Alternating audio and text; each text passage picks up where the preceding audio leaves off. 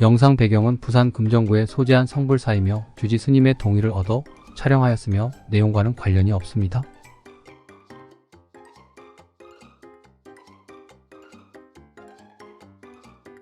조선시대에는 다양한 승려가 존재했고 그 중에서도 괴짜 스님으로 알려진 인물들이 있습니다. 저희들은 독특한 행동이나 사고방식으로 유명했으며 종종 비범한 철학을 가지고 있었습니다. 아래는 몇몇 유명한 괴짜 스님들에 대한 간단한 소개입니다.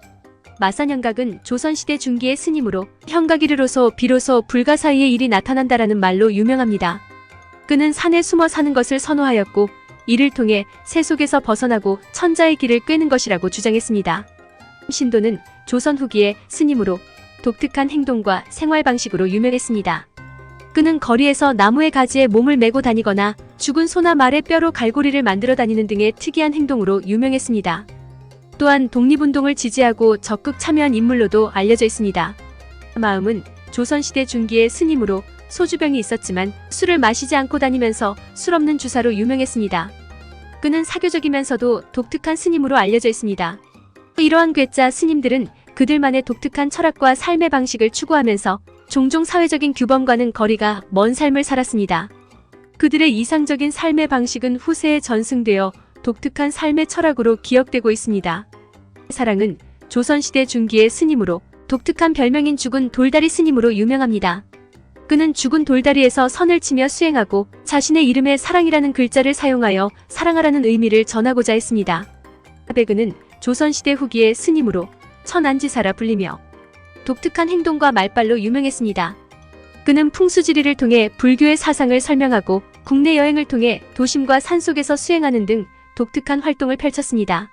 문광은 조선시대 후기의 스님으로 수동자라 불리며 독특한 옷차림과 행동으로 알려졌습니다. 그는 도적으로 알려진 인물도 양성하고 그에게 속한 사람들을 도우며 불교적 가르침을 전하려 노력했습니다. 일출 스님은 자신의 이름대로 동굴에서 일출을 맞이하는 것을 선호하며 이로 인해 일출 스님으로 불리게 되었습니다. 그는 일상생활에서의 단순함과 순수함을 강조하며 수행을 했습니다. 무안 스님은 조선 중기의 스님으로 길을 걷거나 물에 들어갈 때 항상 벗은 몸으로 다녔다고 전해집니다. 그의 독특한 행동으로 말초라 불리기도 했습니다. 통사는 조선 초기의 스님이었으며 정확한 출생사망 연도는 알려져 있지 않습니다. 통사 스님은 언제나 몸에 물을 끼얹고 다녔으며 수행 중에 심지어 불꽃을 먹는 모습까지 보여 사람들에게 큰 인상을 주었습니다. 마도 스님은 조선 중기의 스님으로 불교 수행에 있어서 길거리에서 돌아다니며 죽은 동물의 뼈를 주워 다니는 모습이 독특했습니다. 이로 인해 그는 죽은 동물 뼈 스님으로 불린 것으로 전해집니다. 고수는 조선 중기의 스님으로 독서를 통해 깨닫는 것이 최고의 수행이라고 주장했습니다. 그는 도서관을 만들어 도서 수집에 매진하며 독서에 몰두하여 다양한 지식을 쌓았습니다. 곡주는 조선 중기의 스님으로 수도원에서 산림 수련을 하다가 물을 마시기 위해 얼음을 깨어 얻었다는 이야기가 전해집니다. 이로 인해 그는 얼음 수도원 스님으로 불린 것으로 알려져 있습니다. 마조는 조선 후기의 스님으로 혈 묻은 도령이라 불리기도 했습니다. 그는 민족적인 자긍심을 강조하며 산에서 물을 흘러내리는 바위를 목욕장소로 삼아 수행을 했다고 전해집니다. 퇴화는 조선 후기의 스님으로 산속에서 벌레와 동물과 함께 생활하며 수행을 했다고 전해집니다. 그는 새 속의 소음을 피해 산속에서 정신을 찾으려고 했습니다. 의들 괴짜 스님들은 당시 사람들에게 현란한 특이성으로 기억되며 그들의 이야기는 불교 수행의 다양성과 독창성을 나타내고 있습니다. 그들의 특이한 수행 방식과 철학은 종종 당시 사회의 관심을 끌었으며 현대에 이르러서도 그들의 이야기는 불교적 가르침과 함께 전해져 오고 있습니다. 연지는 고려 말기에서 조선 초기로 걸친 시기에 활동한 스님으로 고려의 말 스님이라 불립니다. 그는 사람들에게 삶의 진리를 깨닫기 위해 도서관을 운영하고 수많은 경전을 소장했습니다. 이래 스님은 조선 중기의 스님으로 수행 중에 죽은 소나 말의 뼈를 주워 다니며 다니는 모습으로 유명했습니다. 뼈를 이용하여 지팡이나 도구를 만들기도 했고 자연과의 조화를 중시한 삶을 살았습니다. 옥종 스님은 조선 후기의 스님으로 수행 중에 다양한 나무의 가지를 이용하여 예술작품을 만들었습니다.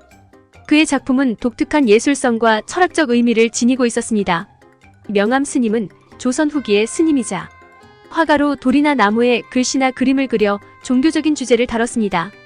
그의 작품은 불교적 가르침과 미술적 재능이 조화를 이루었습니다. 고창감수는 조선 중기의 스님으로 그의 본명은 기만입니다. 무더운 여름에도 푸른 봄날처럼 증기를 내뿜어 걸어다닌 모습으로 유명했습니다. 그는 독특한 생활 방식과 민중에게 가까운 모습으로 사랑받았습니다. 영일은 조선 중기의 스님으로, 법륜 스님으로 유명한 인물입니다. 그는 꽃이나 나무, 바위와 같은 대상들을 보고는 그 가르침을 얻는 보화법륜의 방식으로 수행을 했습니다. 마하는 조선 후기의 스님으로 명나라에서 온 아마차라 불리는 특이한 차를 즐겼다고 전해집니다. 그는 산속에서 수행하면서 이 차를 마셨는데 그 맛이 비범하여 마하차로 유명해졌습니다. 연지는 조선 후기의 스님으로 비범한 예술성으로도 유명합니다. 그는 벽에 그린 도안이나 글씨로 주변을 장식하는 등 예술적인 활동을 통해 수행을 했습니다. 의들 괴짜 스님들은 각자 독특한 방식으로 불교 수행을 실천하며 그들의 이야기는 불교적 가르침뿐만 아니라 예술, 문화적 측면에서도 흥미로운 측면을 갖추고 있습니다. 광제 스님은 조선 중기의 스님으로 광제 중상이라 불리는 그림으로 유명합니다. 이 그림은 광제 스님의 일상생활과 수행을 담은 것으로 산속에서 나무를 베거나 물을 마시는 모습 등이 그려져 있습니다. 명난 스님은 조선 후기의 스님으로 특이한 교법으로 불리는 명난교법을 전수한 것으로 알려져 있습니다.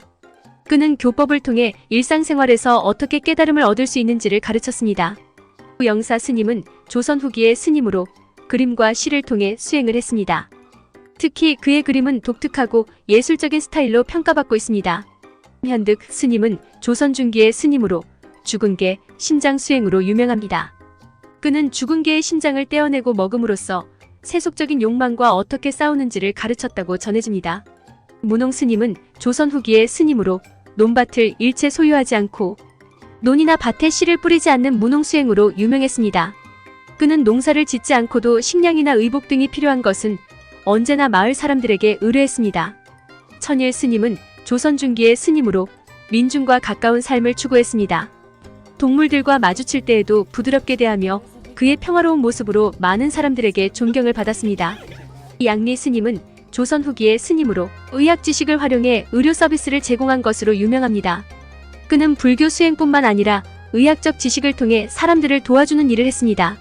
무진 스님은 조선 중기의 스님으로 무엇이든 그대로 받아들이는 무진 스님의 송곳니로 유명했습니다.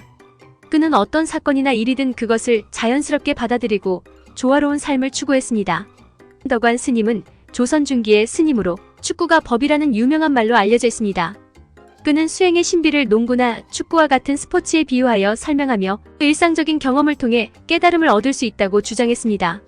영무 스님은 조선 후기의 스님으로 소리 없는 소리로 유명합니다. 그는 악기를 연주하지 않고 몸과 마음의 소리로만 음악을 만들었고 그의 소리는 사람들에게 명상과 깨달음을 전하려는 의도가 담겨 있었습니다. 몽우 스님은 조선 중기의 스님으로 비에 적셔가며 수행을 하는 것으로 유명합니다.